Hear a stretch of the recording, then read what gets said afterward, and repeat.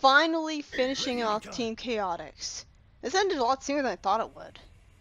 I guess cutting out the boss battles says a lot. First off, how the hell does his walkie-talkie move just because he's talking? Like, it literally moved around his hand.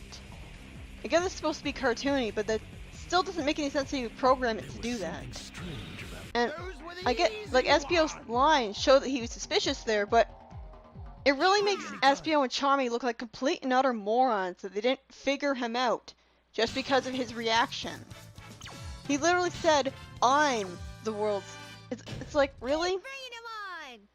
It's just so stupid. It would have been a lot more interesting and fascinating if they knew that it was Eggman they were working for the whole time. All of them. That would have been interesting. It would have really spoken to the neutrality of the characters. Once we start a job, we finish the job. That's the policy.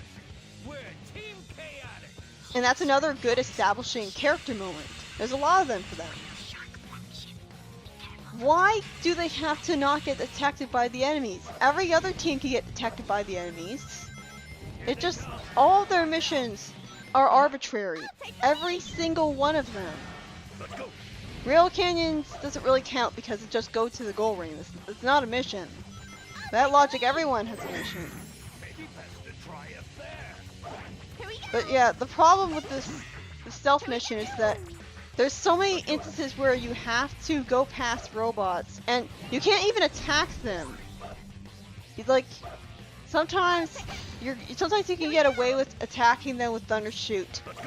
And other times Eggman will say you got detected. Why is that diagonal spring? Why is that spring even there if it's just going to send me back onto the same platform that I was already on? Don't put something in the level design if it doesn't do anything. And it's interactable. That just seems like sloppy design. You're a bee. You're supposed to be used to flying, aren't you? See, it's good that they have character banter, but I don't think their character banter is very charming. It doesn't help that Vector's line wasn't acted perfectly. Like, I don't feel like he was annoyed enough. Like, again, the big problem with Charmy is that the characters are annoyed by him. See, he's a kid who's actually acting like a kid. He's not like Tails, who is a child prodigy, and Cream, who is unnaturally polite for a little girl. Charmy is actually acting like a kid, and that makes him an annoying brat, and kind of annoying to some people. But the thing is that he wouldn't be nearly as annoying if characters other than him didn't act annoyed. Thus, having the universe of the games tell us that there's something wrong with the fact that he's so excited for adventure. Because isn't he just being like Sonic? Sonic is also excited for adventure, so why is it wrong for Charmy to be all excited, but Sonic is allowed to be all excited and energetic as much as he wants? Like, it's also the same problem like with Marine the Raccoon. Marine was all excited for adventure, but for some reason it was Sonic who was all bored of it and scolding her for having fun. That's part of what made her so annoying. If the other characters didn't mind Charmy and Marine, they wouldn't have been as annoying because you wouldn't have been constantly feeling sorry for the other characters for being annoyed by her. This is bullshit! Now you have to restart from the beginning. At least you respawn from the checkpoint and not from the very beginning of the level like he clearly implied. Maybe they were originally intending to have you start from the very beginning. But it's like I thunder shooted the enemy and it ended me. Why? I mean, it just feels so inconsistent. Sometimes you can get away with attacking an enemy, and other times you can't. It's like you constantly have to sit through the Team Blast cutscene that you can't skip every time you have a huge amount of robots that are cluttered around in narrow areas. And areas forcing you to not use the speed type because you have to constantly use the power type and flying type. If the level was entirely designed around just the speed type, and you could just stay invisible the whole time, it would be a fun level. But you're just constantly forced to not to get rid of your stealth. And again, you have to constantly team blast all of the enemies because it's the only safe way to attack them in areas where you have to not be the speed type. And it's stupid, like what the robots won't notice their friends mysteriously disappearing? Like, what's the point? Okay, so what made that door go up? Was it defeating all the robots and the robots were hidden diggishly behind the cameras? The robots were hidden behind the cannon, so that was kind of bullshit. Did the door go up because I hit a bunch of switches? And I have no idea how exactly hitting the switches made it go up. Like, was it the order that I hit them in? I was worried that I would have to look up a guide again for some stupid switch puzzle. It was confusing. It's overstimulating having that many switches at once. Like, there were more than 3 there, so I couldn't just drop all my characters onto them. But yeah, it just doesn't make any sense that they're stealth to begin with. I have no idea how you're supposed to get past here legitimately. Literally no idea whatsoever. So that's not very good design. How are you expected to defeat that enemy without Team Blast? I mean, can you defeat it with the speed type? While you're invisible? Like, would it take forever? Roger. But it's like, that stealth mission doesn't make any sense. I mean, what? The robots won't notice all their friends mysteriously dying to nothing? They wouldn't get suspicious? I mean, I'm sure SBO isn't the only person in the world that can turn invisible, since the explanation for his powers is he's a chameleon Mobian. So, I'm sure they wouldn't find it outside the realm possibility that they got attacked by someone invisible. I mean, I guess SBO might not be famous enough that they would consider him as an option. Like, maybe I can imagine SBO only being really known in the city that he lives in until Sonic Heroes, where he helps save the world. Because again, he's overshadowed by Sonic. And this mission I was talking about, they had to find 10 keys. Wait, did Eggman say 10 keys? It says 5 there in the bottom right corner. Like, that's a good thing about this level, is that there's more than 10 keys. Like, there's more than 5 keys. So, I think there's way too many floors that sink away. Like, I just find that there's too many floors that sink away in this level. The reason I didn't like this mission, even though it's pretty simple, like, there's only 5 keys to find, and the level design naturally leads you into all of them, just practically hands the keys to you. But the problem was that I was so paranoid of going past something and missing it that I just tiptoed through the entire level, just like with the previous one. So the whole time it was tense. It was tense like the previous mission, even though it really shouldn't have been that big of a deal. But yeah, the mission is to find all of the keys that unlock the vault that Eggman is trapped in. I don't know if it's a vault because there doesn't seem to be any money in there. But the problem is that after this level, Vector just breaks down the door anyways. So they never needed to find the keys at all. I mean, I guess they were completing the mission because they wanted to get paid for completing the mission, and that was it. I mean, that's the whole reason they're going on this adventure for Eggman in the first place, is to get paid. That speaks to their neutrality. Like, again, it would have been so much better if rather than making them all look like idiots, they all knew that Eggman was hiring them in the first place. Because, like, why wouldn't Eggman pay them? He's gotta have billions of dollars if he has enough funds. I'm assuming from the black market and greedy people to make all sorts of robots and stuff. He's gotta have a lot of money. So of course he'd be able to pay them. The problem is, how can you trust them to actually pay you and not just threaten to kill you and say that sparing you is your pay? Like I'm thinking of the Archie comics where at one point Fang the Sniper tried to bring in Sonic to be turned into a robot, and he expected to be paid, but he was chased out by a robot instead. So he learned his lesson, and the next time that he did something for Eggman, he forced him. I clipped through that grind rail there, which was good. But anyways, it meant that he learned his lesson, that he couldn't trust Eggman to pay him, so he had to But yeah, the point is, I can't understand why the final cutscene makes no sense. Here we go. Because Eggman's got to have a huge amount of money to be able to fund everything he makes in the first place. Let's go. Team Chaotix's Team Blast is really noisy. Each character singing is either cut off by the next character singing, or by a sound effect, or the volume is so reduced that it's impossible to hear their hilarious lines.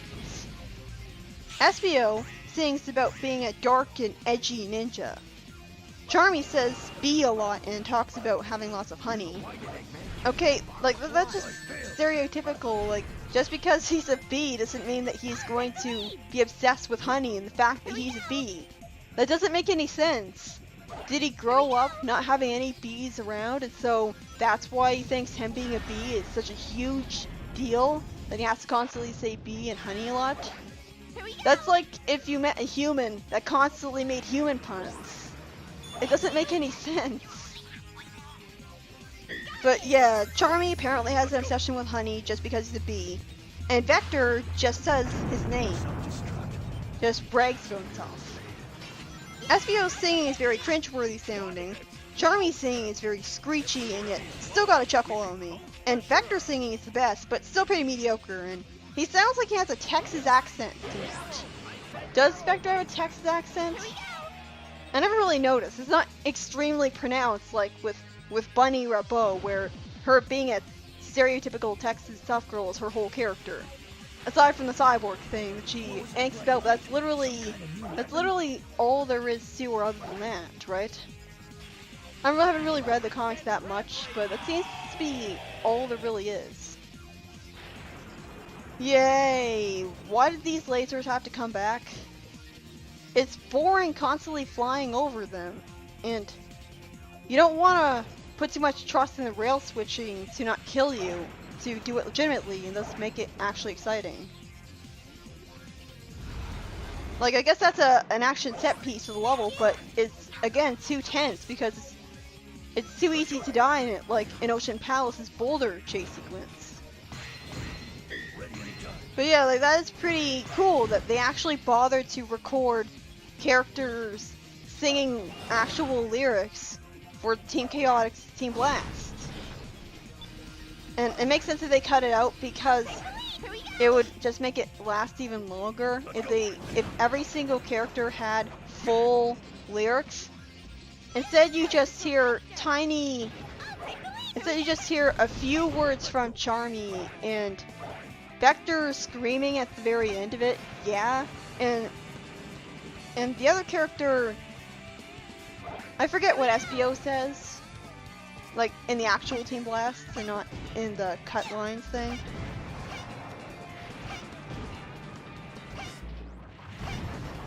There's voice clips for lines that have different variations depending on the controls that the console used, and they're present in all ports of the game. So, for example, the PC version has unused dialogue for Sonic describing Rocket Excel with the GameCube's controls, despite being presented with the Xbox controller layout.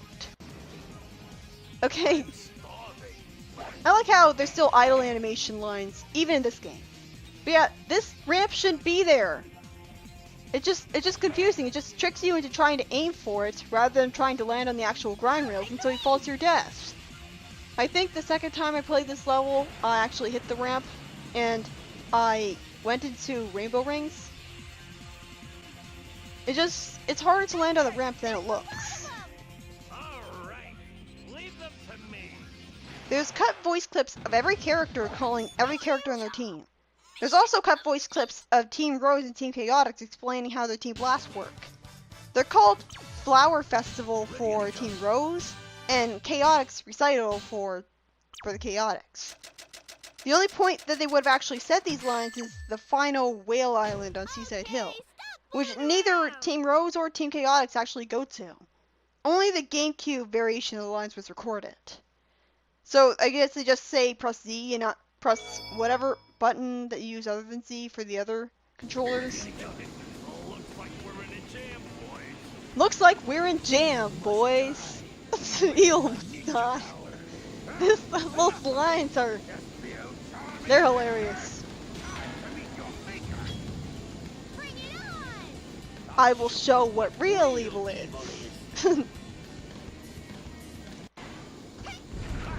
I'm surprised that I managed to die multiple times at the very end of this fight. Actually, I'm not, because it's that cheap. It's that easy to die at. Something I forgot to mention about the Egg Emperor that I can't believe I forgot to mention is that you need to use the Thunder Shoot to attack it. Only the Team Blast or the Thunder Shoot can actually attack it. I don't know if I said this already, but I know I didn't say it in the part where the finale of Team Sonic. It's just so arbitrary because it took forever for me to actually figure out that Thunder Shooting it was the one attack aside from Team Blast that hurt it. Because I was just doing the Team Blast building glitch as Team Rose, and sometimes just using that glitch can hurt enemies alone because you're also doing other attacks while you're doing that because you're pressing Y and B constantly. Why aren't they freaked out? Why aren't they wondering what the hell that is they looked at? So Vector always knew that Eggman was the one leading them on. What's going on? Well, lead them on. That's not what I really meant. Me all along, didn't you?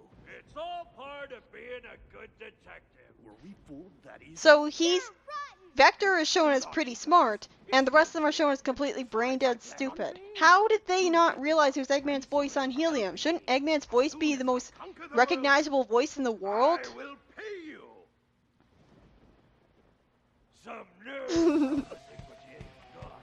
Promising what you ain't got? How rich is Eggman that he's able to build thousands of robots? How could they possibly think he doesn't get it? I mean, it's more that he's just not going to actually pay them because he's a cheapskate. But, like, that was pretty violent. Like, the way that all of them beat up Eggman, who's a human, by the way. Like, it's a lot more startling to see a human character in a Sonic game, or whatever, get beaten up. Just noticed in that cutscene preview thing that SBO threw a knife or something in order to catch a letter. Maybe used a shuriken, but yeah, that's surprisingly edgy for a Sonic game. And the dollar signs over their eyes, that's pretty cartoony, but not in an extremely obnoxious way like with Chip, where he makes Looney Tunes sound effects. But yeah, Team Chaotix, well, story-wise, they're fascinating. They're a neutral team. Like, if they had any reason to believe that Eggman would actually be trustworthy enough to pay them, they would probably work for Eggman and be pretty bad people because of it. That's, like, they just seem to care about paying the rent, even though they're detectives hunting down crime. So you'd think that they would be heroes, because that's what they're doing. They're basically cops, aren't they? But instead, they're a lot more neutral than you'd expect, and that's very unique. I don't really like them though. Like, they don't have a good bond. They're just a comedy trio. Like, they all hate Charmy, making you wonder why they put up with them. And Vector seems to be kind of adult. And when he is shown to be a good detective, like, sometimes you just wonder how the hell he even figured that stuff out to begin with. And in this case, you wonder why everyone doesn't know about it and not just him. And SBO is kind of, there's not really that much to him, and his backstory isn't gone into. The gameplay is obviously the worst in the entire game. Like, I'll admit, like, Team Chaotix is the Big the Cat of this game. In a game that features a playable Big the Cat. So that's pretty sad. This is easily, I just don't like constantly having to hunt down collectibles and explore every single inch and nook and cranny of a level in a Sonic game, when Sonic's supposed to be about going fast. Yes, there are alternate routes and stuff for exploration, but exploration is by definition slow-paced. And if I wanted to spend a really slow time going through a platformer, I'd play Mario, not Sonic. I can understand enjoying exploration to some extent, but that's not supposed to be the main focus. So, Team Chaotix seems to be very misaimed and just the definition of padding. What is the point, aside from padding, of having them be forced to beat the game? Why can't they just be a bonus character that you unlock? Why does Eggman have to force them to go on these stupid missions that only delay them reaching him when he's been trapped in a room with no bathroom for 3 days? Fuck you, game. Not doing that. Ever. The reason I have this message is because, well, this is going to be the second team that I'll be showing you, but this was the last team that I beat, and for a very good reason. I don't really like Team Chaotix at all, and I can kind of understand why people would like it, like change of pace from all of the other teams, which are just going to the goal ring. And like if you memorize every single collectible that you need to get, I'm sure it won't be a problem for you at all. Like, it's sad, the Hermit Crab mission is one of the worst, if not the worst missions in the game, and it's the first one! I almost didn't bother beating Team Chaotix at all because I just raged on the Hermit Crab mission so hard. Not to mention Hang Castle and Mystic Mansion. Like, why can't there just be extra collectibles? Why do you have to get every single one of them? Why can't there just be a checkpoint system like Child the Hedgehog where you just warp to every single different section of the level at your leisure, and you know exactly which sections of the level don't have anything in it?